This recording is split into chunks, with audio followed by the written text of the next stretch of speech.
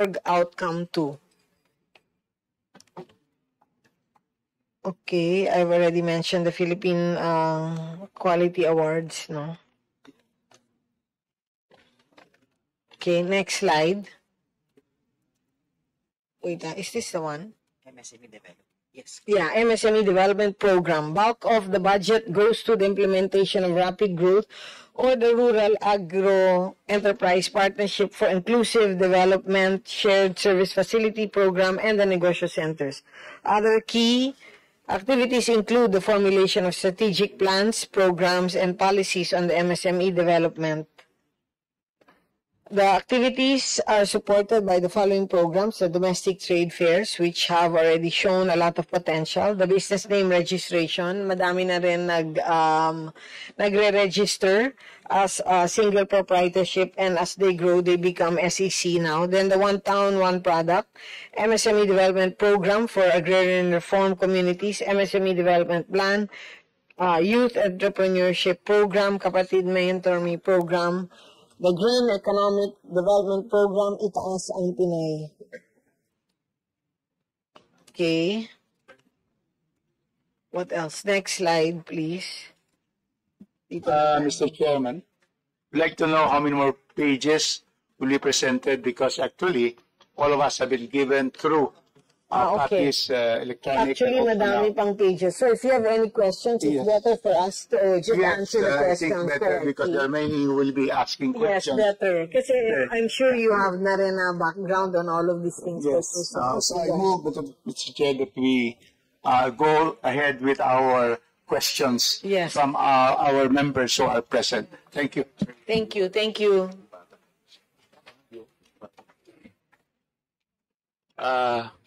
Before we invite questions from the members, can we have a short presentation of the BUR, the budget utilization rate of the department? You have the budget.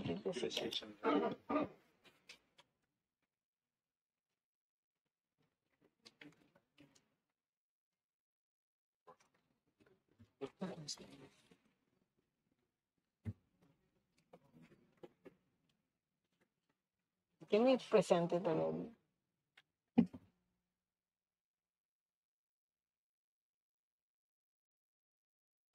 Okay, here it is already.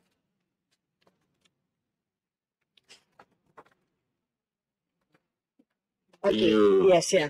Okay, for the agency-specific budget, we have a utilization rate of 90%. For the RLIP, 98%. For the MSME, RF, 97%.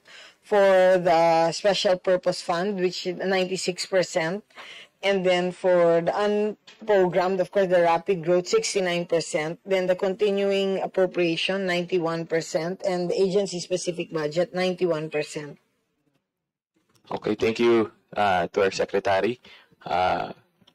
Since there's a lot of, since the members are already provided with a copy of the presentation, the committee invites questions from the members, particularly on the utilization of the previous budget and proposed allocation for fiscal year 2026. Secretary Cristina A. Roque and their team are requested to provide the necessary clarifications and to respond directly to the issues at hand to ensure that this committee and the public following this proceeding are fully informed of the anticipated impact of the proposed budget of the DTI and its attached agencies and corporations. May I remind our distinguished colleagues that each member is allotted 5 minutes for questioning or interpellation, excluding the responses of the resource persons. When you hear the first bell, it indicates that you have 30 seconds left to conclude your questions. The second bell signifies the lapse of your allotted time. In accordance with the long-standing and respected tradition of the House of Representatives to accord preferential treatment to the minority members, followed by the independent and majority members in an alternating manner. The chair now recognizes from the minority, Honorable Rene Co. Thank you, Mr. Chair. Good morning to my distinguished colleagues and the Department of Trade and Industry and all its attached agencies. this representation shares yung kagustuhan natin na lumago yung mga pambansang industriya natin. Gusto natin na may kakayahan na makatayo sa sariling paa yung mga industriya natin, no? And I'd like to focus on yung transport industry natin, no? Lifeblood yung mga jeepneys, modes of public transportation sa ating vast network of roads dito sa Pilipinas. And it goes to show na sa kabataan, no, sa mga Pilipino, invested kami sa kakayahan ng mga local manufacturers na makapag-produce at makapag-provide ng necessities ng transport system natin. So may budget po ba para sa pagpapataguyod ng mga tunay na local na manufaktura ng mga sasakyan for NEP 2026 po?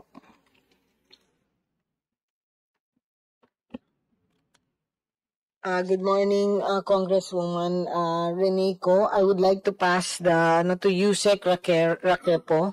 He'd be the one to explain the programs for this, for your question po. He's from the Cooperative Development Authority. Good morning, Your Honors, to the Chair, morning, and to our esteemed Secretary of the DTI.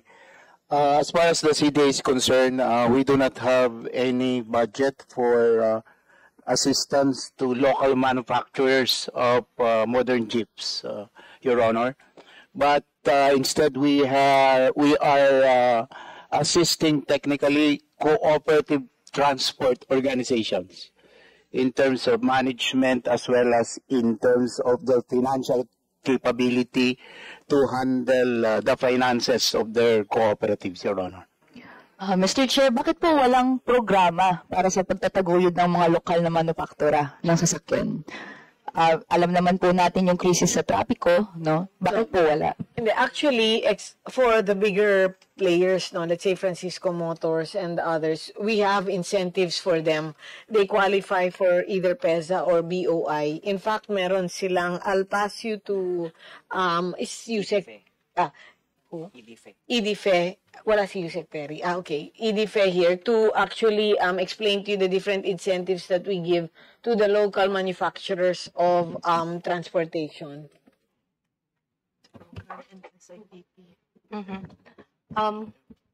Thank you, Your Honors. For the BOI, we actually have the CARS program, and it is aimed at improving the industry in terms of the manufacture of the vehicle, and we provide incentives. Second, the fund will also cover the improvement in terms of the parts manufacturing. And then in the SIPP, we also provide incentives to manufacturing. So those are the program of BOI in terms of developing the industry for the cars. In addition to the cars program, we also have the race, which is essentially taking off from the cars and with the same incentives, but with different terms and conditions. But this program, the race, has not been started yet, unlike the CARS program, which is already in its latter part of implementation. Thank you, Your Honors. Thank you, Mr. Chair. Actually, pupunta rin po tayo doon sa CARS program. Thank you po for mentioning it. Kasi po, as you mentioned, since 2015 pa po yung CARS program, specifically implemented through Executive Order 182, kung saan sa pauna, binigyan po ng 27 billion in subsidies sa loob ng 6 na taon ang 3 internationally recognized car makers na may proven global track record at under existing multinational operations.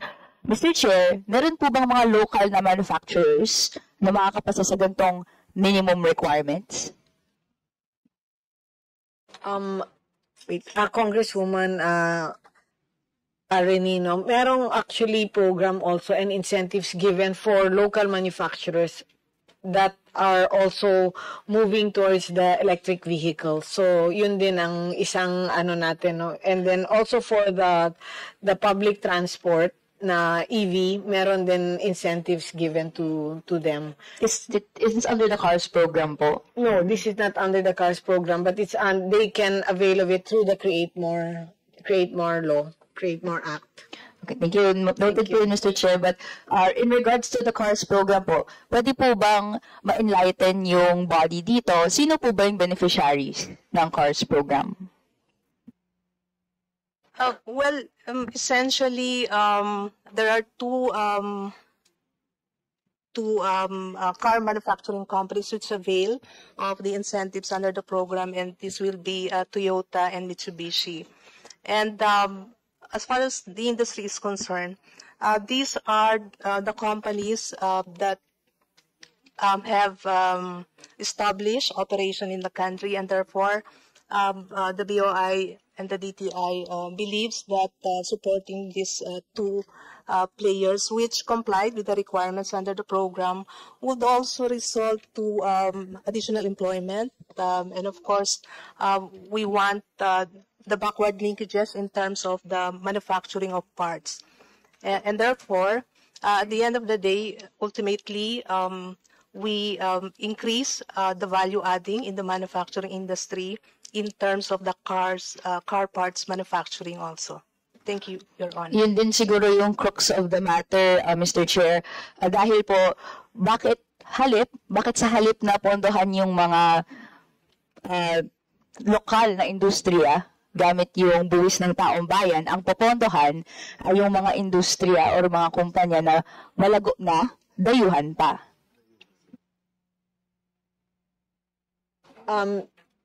Honorable Congresswoman, actually for part of the CARS program, what it states there is they need to support the local MSMEs, meaning part of the parts of that car must come from local industries. So yun yung main part through ng CARS program. In the CARS program, only 2 were able to avail of the slot, no? But in the RACE program, which is almost going to be implemented, more than 2 na po ang pwedeng mag-avail doon.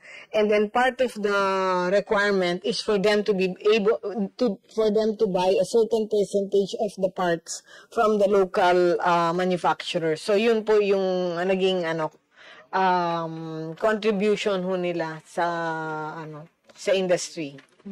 Mr. Chair, since na-mention na po yung RACE, no, which is the Revitalizing Automotive Industry for Competitive Enhancement Program, in a article from the from PNA, na-mention noong February no, na it will be implemented by a joint administrative order. Nasaan na po ang joint administrative order for the RACE program? Is it available na po ba? Actually, we're almost going to implement it already. We're just fixing some other things, we just need to get some information.